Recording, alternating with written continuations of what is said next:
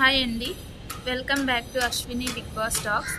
యాక్చువల్గా ఈరోజు డే 4 ఎపిసోడ్లో ఏం రివ్యూ తీసుకోవచ్చు ఆర్ ఏం రివ్యూ ఇవ్వచ్చు బిగ్ బాస్ గురించి అంటే ఒకటే పాయింట్ ఉందండి, అది వచ్చి క్లాన్స్ గురించి. సో నైనిక, నిఖిల్ అండ్ యష్మి చీఫ్గా ఉన్నారు.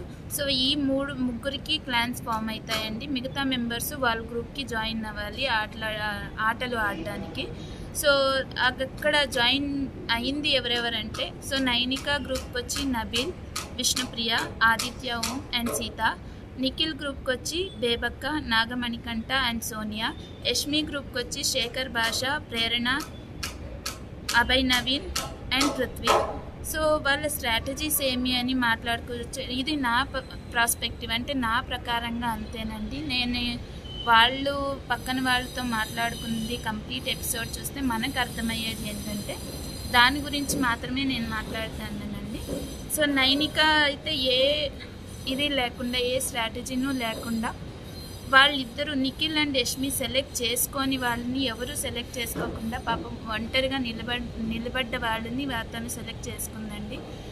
నాకైతే నైనికాలో ఏ స్ట్రాటజీ ఇంటెన్షన్స్ ఏం కనబడలేదండి.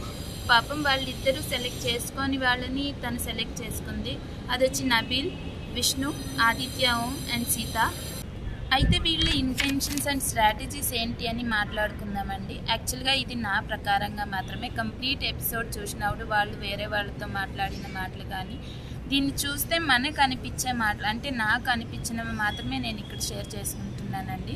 నైనిక సెలెక్ట్ చేసుకున్న 4 మెంబర్స్లో అయితే నాకు ఏ స్ట్రాటజీ కనబడలేదండి. పాపం నిఖిల్ అండ్ యష్మి సెలెక్ట్ చేసుకోకుండా అక్కడ నిలబడ్డ వాళ్ళని నైనిక సెలెక్ట్ చేసుకుంది. ఎవరో ఒకరు సెలెక్ట్ చేసుకోవాలి, వాళ్ళు ఎవరో ఒకరి గ్రూప్కి వెళ్ళాలి కదండి. అలాంటి వాళ్ళని పాపం తను సెలెక్ట్ చేసుకుంది. ఆడగలమనే నమ్మకంతో సెలెక్ట్ చేసుకుందేమో తెలియదండి. నిఖిల్ టీంలో నిఖిల్లే చాలా స్ట్రాంగ్ ఉన్నాడండి. తను బేబక్కని సెలెక్ట్ చేసుకున్నాడు అండ్ నాగమణికంఠని సెలెక్ట్ చేసుకున్నాడు. నిఖిల్ కొంచెం స్ట్రాంగ్ అయింది, ఫిజికలీ స్ట్రాంగ్ ఉండడం వల్ల నాగమణికంఠ మెంటలీ కొంచెం స్ట్రాంగ్ ఉన్నాడండి. తను ఆలోచించే విధానం ఎక్కువ డెప్త్గా ఉంటుంది. మేబీ ఆడేటప్పుడు ఏదైనా రాంగ్ చేసినా లేదా ఇంకేదైనా అబ్జర్వేషన్ ఎక్కువ తనలో ఉందని నాగమణికంఠని సెలెక్ట్ చేసుకున్నాడు.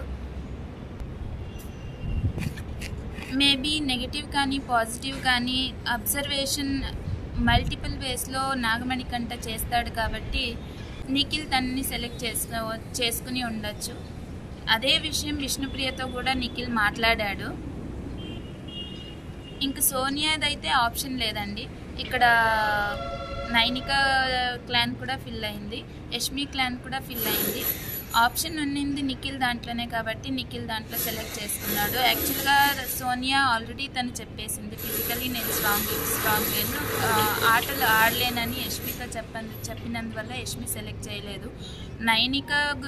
నైనిక క్లాన్ ఆల్రెడీ ఫిల్ అయినందు వల్ల నైనిక తీసుకోలేదు కూడా. అందుకని తను నిఖిల్ గ్రూప్లోకి చేరింది. ఇంకా యష్మి మాటికి వేస్తే యష్మి గ్రూప్లో ఉన్నది శేఖర్ భాష, ప్రేరణ, అభయ్ నవీన్ అండ్ పృథ్వీ. యష్మి అండ్ ప్రేరణ బయట నుంచే తెలుసు, బయట నుంచే వాళ్ళకి మంచి ర్యాపో ఉంది కాబట్టి యష్మి ప్రేరణని సెలెక్ట్ చేసుకుంది. And Prerana, Nikhil and Yashmi ఇద్దరు నిలబడుకున్నారు ప్రేరణ కోసం. అయితే ప్రేరణ యష్మి క్లాన్లోకి చేరిందండి. అండ్ శేఖర్ భాష గారు మెంటలీ చాలా స్ట్రాంగ్ ఉన్నారండి. తను ఆలోచించే విధానం యాక్చువల్గా మనం లావణ్య అండ్ రాజ్ తరుణ్ కేసులో చూసే ఉంటాము. తను రికార్డ్ కొట్టాడండి. 100 అవర్స్ తను మాట్లాడినట్టుగా. సో తను ఏ విషయం గురించి అయినా నీట్గా క్లీన్గా అబ్జర్వ్ చేయగలడు అని మాట్లాడగలడు. సేమ్ మన నాగమణికంఠ నెగిటివ్గా ఆలోచిస్తాడు, తిను పాజిటివ్గాను ఆలోచించి అన్నీ అబ్జర్వేషన్ చేస్తాడు కాబట్టి యష్మి శేఖర్ భాష గారిని సెలెక్ట్ చేసుకుంది. ఇంకా అభయ్ నవీన్ అండ్ పృథ్వీ ప్రకారంగా వస్తే వాళ్ళిద్దరు థాట్ ప్రాసెస్ని వినేవాళ్ళు కూడా కావాలండి. నిఖిల్ అయితే వినడు, నిఖిల్ కొంచెం డామినేటింగ్ ఉన్నాడు కాబట్టి యష్మి గ్రూప్లోకి చేరారు వాళ్ళు. అండ్ యష్మి ఇంకా ఒక పాయింట్ కూడాను అభయ్ నవీన్ ముందు పెట్టింది. లక్కీగా తను చీఫ్ అయింది, కానీ ఇప్పుడు కష్టపడి తను లక్కీగా కాదు, నేను కూడా కష్టపడి ఆడతాను అని ప్రూవ్ చేసుకోవాలని అభయ్ నవీన్తో మాట్లాడింది. సో దానివల్ల అభయ్ నవీన్ తన యష్మి గ్రూప్లోకి జాయిన్ అయ్యాడు. అండ్ పృథ్వీ కూడా ఫిజికలీ చాలా స్ట్రాంగ్ ఉన్నాడండి. సో ప్రేరణ తను స్ట్రాంగ్ అని చెప్పుకుంటుంది. అండ్ స్టేజ్ మీద నాగార్జున గారితో కూడా చెప్పింది, నేను ఫిజికల్లీ కొంచెం స్ట్రాంగ్, ఆటలాడటం నాకు చాలా ఇంట్రెస్ట్, నేను ఆడతాను, గెలుస్తాను అని చెప్పింది. కానీ ఇప్పటి వరకు మనం ఏం చూడలేదు, చూడాలి ఆడుతుందో లేదో ఇప్పుడు తెలుస్తుంది. నాకైతే కంపేర్ టు 2 టీమ్స్ అంటే నైనిక మరియు నిఖిల్ టీం చూసుకుంటే యష్మి టీం చాలా స్ట్రాంగ్ ఉందండి. అయినా నైనికాది నాకు ఏ ఇంటెన్షన్ స్ట్రాటజీస్ కనబడలేదండి. పాపం తను ఇలా ఎవరు సెలెక్ట్ చేసుకొని వాళ్ళని సెలెక్ట్ చేసుకుంది. ఆ ప్రకారంగా అయితే ఫిజికలీనే కాదండి, మెంటలీ కూడా స్ట్రాంగ్ ఉండాలి, విల్ పవర్ స్ట్రాంగ్ ఉండాలి ఆడటానికి. వాళ్ళని ఎవరు సెలెక్ట్ చేసుకోలేదు అనే కసితో అయినా ఆడతారేమో చూడాలి Nainika team.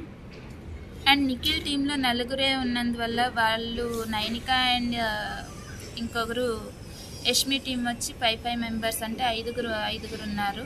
So next big boss ఇంకో ట్విస్ట్ పెట్టాడండి. ఇప్పుడు నిఖిల్ టీం నుంచి యష్మి అండ్ నైనిక దీనికి సపోర్ట్ చేయాలి. 4 ఉన్నారు కాబట్టి 4 ఆటలు పెడతారు. ఫైనలీ అయ్యేది 2 టీంలో, ఒకటి నైనిక టీం అండ్ ఇంకోటి యష్మి టీం. నైనిక మరియు యష్మి టీంలో 5 ఉండడం వల్ల వీళ్ళిద్దరికి పోటీనండి. వీళ్ళిద్దరికి నిఖిల్ గ్రూప్లో 4 ఉండడం వల్ల 4 గేమ్లు పెడతారు. వీళ్ళలో గేమ్ గెలిస్తే వీళ్ళిద్దరిలో ఎవరు గెలిస్తే వాళ్ళ టీంకి నిఖిల్ టీం నుంచి ఒక్కొక్క మెంబర్ పోయేలాగా. యాక్చువల్గా ఈరోజే ఒక గేమ్ పెట్టారండి, బాల్ పట్టు గోల్ కొట్టు అని. యాక్చువల్గా ఆ టీంలో అయితే వచ్చి యష్మి టీం గెలిచారు. యష్మి వాళ్ళు నిఖిల్ టీం నుంచి ఒకరిని సెలెక్ట్ చేసుకోవచ్చు. రేపు ఈరోజు అంటే 5వ రోజు కూడా ఇవే ఆటలే కొనసాగుతాయండి, ఎవరి టీంకి ఎవరు వెళ్ళాలి అనేది. ఇంక 3 గేమ్స్ ఉంటాయి.